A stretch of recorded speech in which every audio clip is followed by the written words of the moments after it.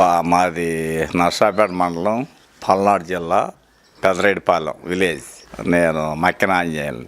నేను 85లో ఫస్ట్ పాల కేంద్రం సర్పంచ్గా చేశా.